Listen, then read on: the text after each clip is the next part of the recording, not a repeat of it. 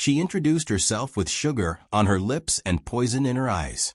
The first time I brought a man home, Mitch, she accidentally walked into the kitchen in a towel. Said she didn't hear me say we had a guest. 3 weeks later, Mitch stopped calling. The second was Henry. A widower. Gentle. Kind. I hadn't smiled like that in years. Then came the, "Oh, I didn't know you were dating him." He and I just bumped into each other at the bookstore.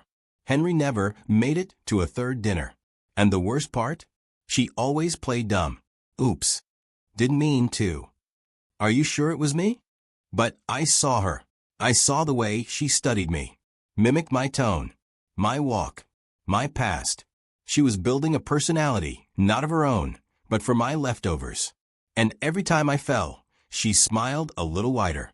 Until one night, I found a photo tucked in the drawer by accident. Her and Ray, the man I had once called my almost fiancé, arms around each other. The caption? "He likes real women now." My throat dried. But I didn't confront her. I didn't yell. I simply closed the drawer and decided it was time. Time to let her walk into a storm she couldn't seduce her way out of. Time to let her fall for someone I chose. My name is Charles Whitman.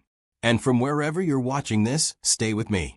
Have you ever been betrayed by someone who knew every crack in your soul because you were the one who patched them?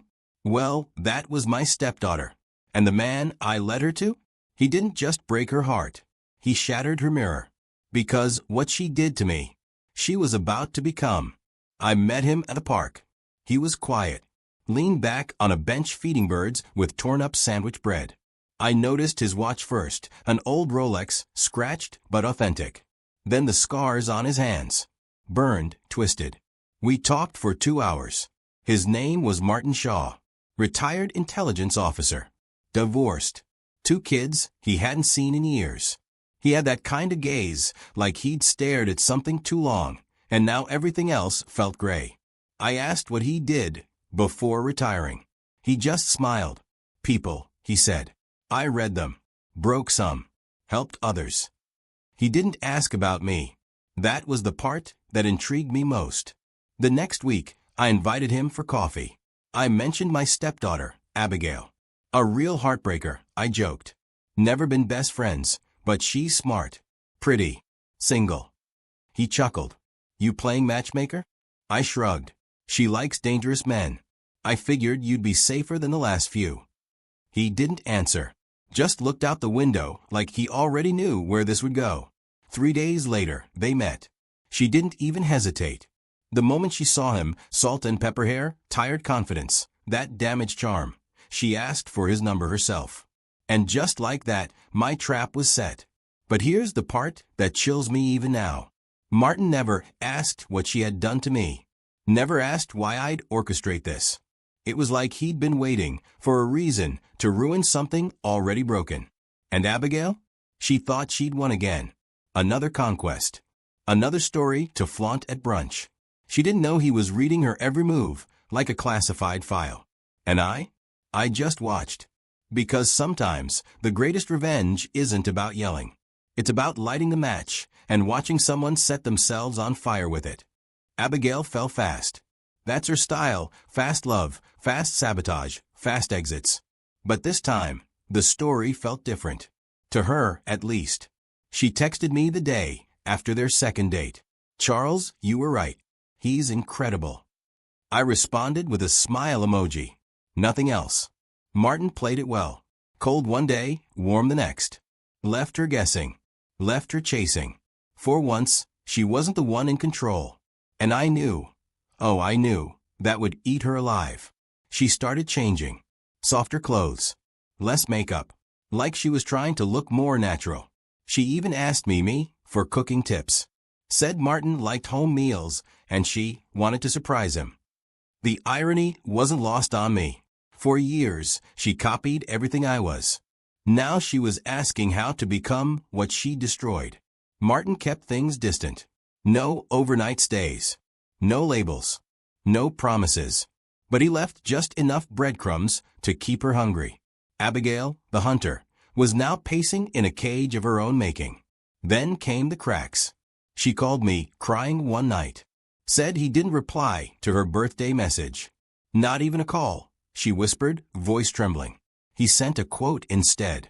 Something about shadows and truth. I told her to breathe. That he was probably just busy. But inside, I felt it. The shift. The moment a manipulator meets a mirror. Martin wasn't being cruel. No. He was showing her something. Something no one ever had. Reflection. Not attention. Not obsession. Not desire. But the raw image of who she really was, without the mask. And when she looked into that mirror, she didn't see him. She saw herself. Terrified. Confused. Alone. And that was just the beginning. She showed up at my door one morning, no call, no warning. Hair undone. Eyes puffy. A paper coffee cup shaking in her hand. He said he's not interested in labels, she whispered. But he holds my face like he's memorizing it. I didn't speak. I just let her sit. Let her feel the silence she never allowed anyone else to offer. Abigail was unraveling, not because he rejected her, but because he didn't chase her. For the first time, she wasn't the center of someone's story. She was background noise. White static. An echo bouncing off a wall that refused to answer. Martin had started doing something different.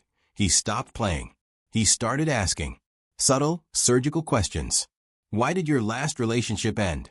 Have you ever truly apologized for something you caused? Do you think people love you or the idea of you? Abigail didn't know how to answer. She wasn't used to being examined. She was used to being adored or envied. Nothing in between. But Martin? He didn't adore. He observed. Every dinner, every conversation, every pause, he held up a mirror. And she hated what she saw. Worse, she didn't even recognize herself. Then she found something.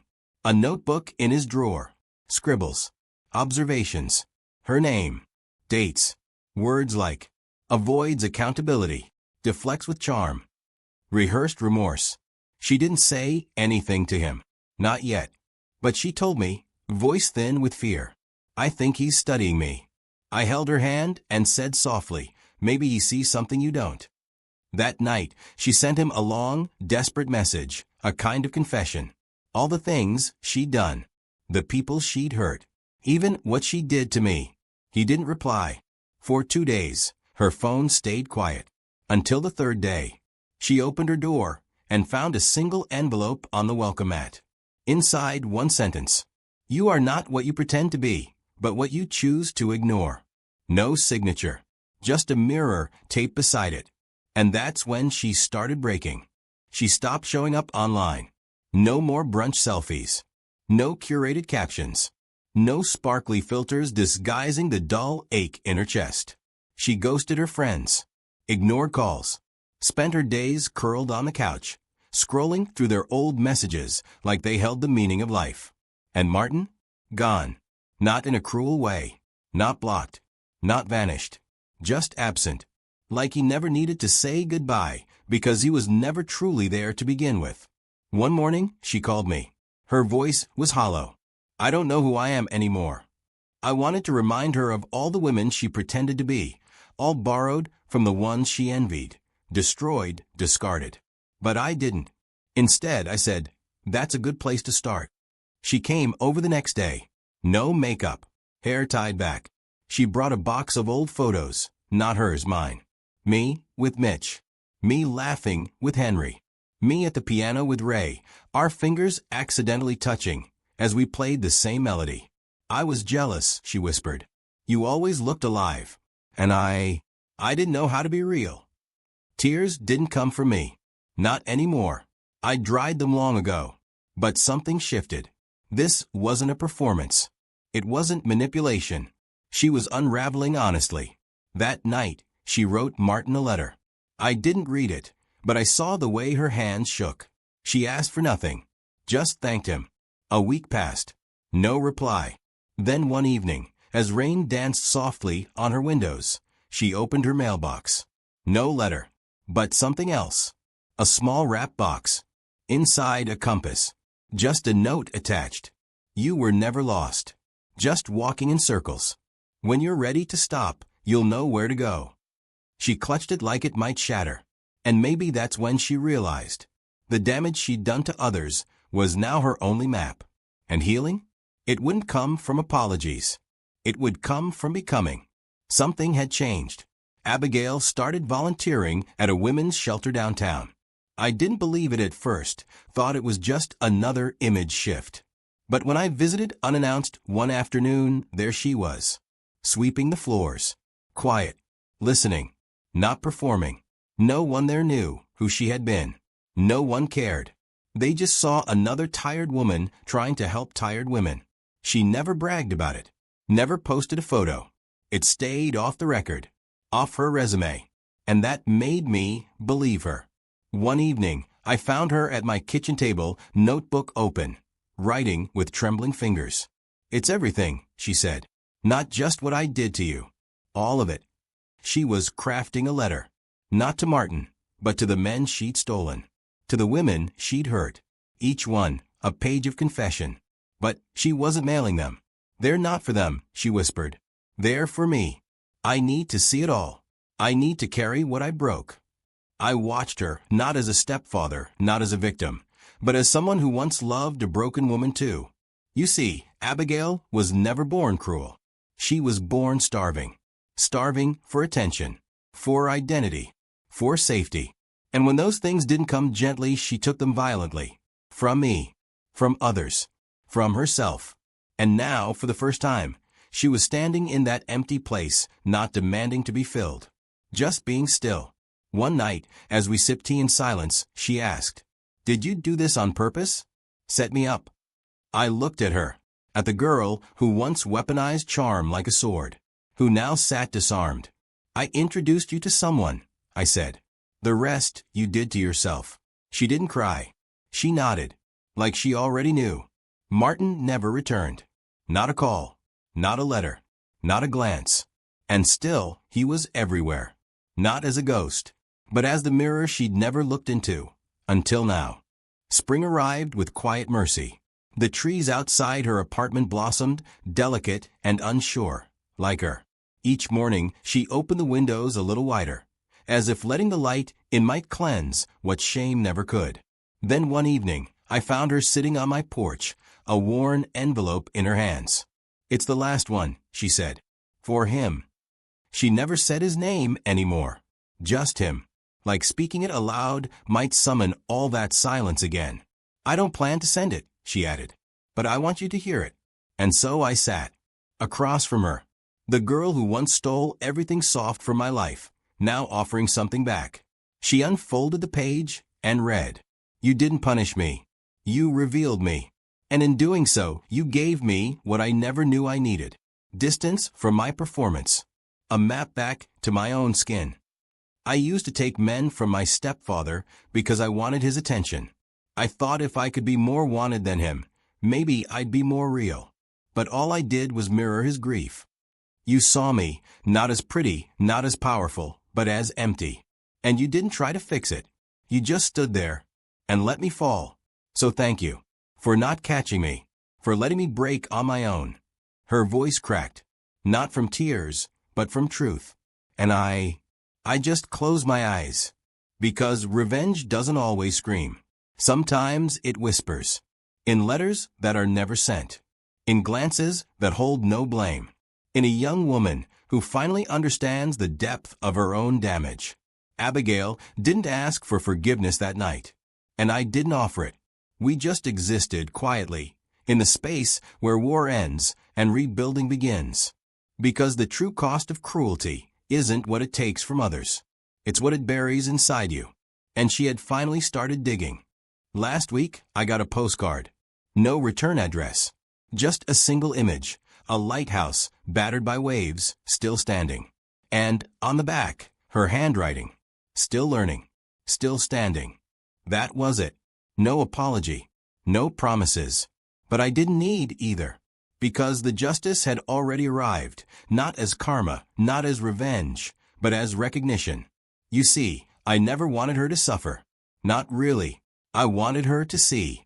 To look in the mirror without reaching for someone else's face. To walk into a room without trying to outshine every soul in it. To be not perform. And she had.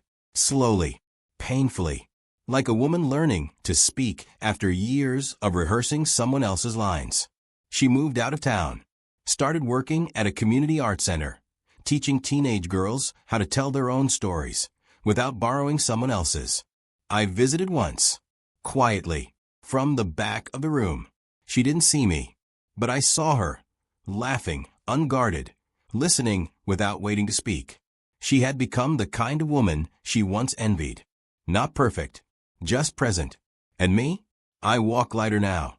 Not because she changed, but because I didn't carry the weight of her damage anymore. I set it down the moment she picked it up herself. People think revenge is about getting even. But real revenge? It's letting someone live with a truth they spent a lifetime running from. It's watching them become the very wound they left in you. Abigail spent years stealing the men I loved, thinking love was a mirror she could shatter to feel whole. But the man I led her to? He didn't shatter her. He reflected her. And now, she can't look at her reflection without remembering mine. Because what she did to me, she finally became.